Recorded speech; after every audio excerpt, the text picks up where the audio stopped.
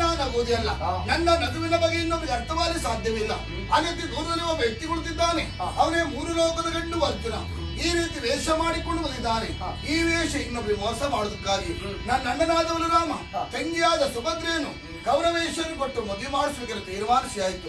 ನನ್ನ ಎಣಿಕೆಯಂತೆ ತಂಗಿಯನ್ನು ಅರ್ಜುನನ್ನು ಕೊಟ್ಟು ಮದುವೆ ಮಾಡಿಸಿದೆ ಅಂತಾದ್ರೆ ನಾಳೆ ಕೌರವೇಶ್ವರ ಸಂಭ್ರಮದಲ್ಲಿ ಇಬ್ಬರನ್ನು ಕೂಡಿಕೊಂಡು ಬರ್ತಾನೆ. ಅಂತವರು ಯಾರನ್ನು ಕೊಟ್ಟು ಮದುವೆ ಮಾಡಿಸ್ತಾನೆ. ಮುಂದಿನ ಮದುವೆ ಬಗ್ಗೆ ಯೋಚನೆ ಮಾಡಿ ಏನಂತಾರೆ ಬೇರೆ ಹೆಣ್ಣಿನ ವಿಷಯ ಅಲ್ವಿ.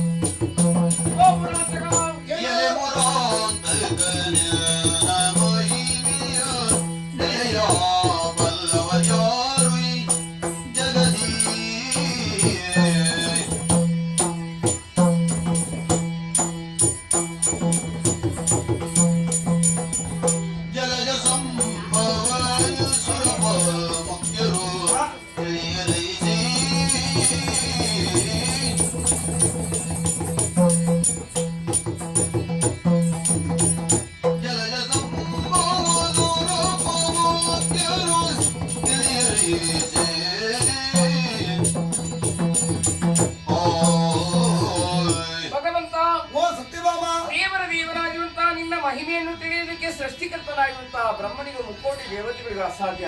ಹಾಗಿರುವಾಗ ಸಾಮಾನ್ಯ ಹೆಣ್ಣಾಗಿರುವಂತಹ ಸತ್ಯಭಾಮೆಗೆ ಸಾಧ್ಯ ಉಂಟು. ತಂಗಿಯಾಗಿರುವಂತಹ ಸುಭದ್ರೆಗೆ ಯೋಗ್ಯನಾಗಿರುವಂತಹ ಗಂಡ ಅರ್ಜುನ ಎನ್ನುವುದಾಗಿ ತಿಳಿದು ಇಬ್ಬರ ಮದುವೆ ನಡೆಸಬೇಕು ಅಂತ ನಾಟಕ ಮಾಡ್ತೀರಂತಾದ್ರೆ ಆದಷ್ಟು ಬೇಗ ಈ ಮನೆಯಲ್ಲಿ ಕಲ್ಯಾಣೋತ್ಸವ ನೆರವೇರಲಿ. ಯಾದವ ನೀ ಬಾ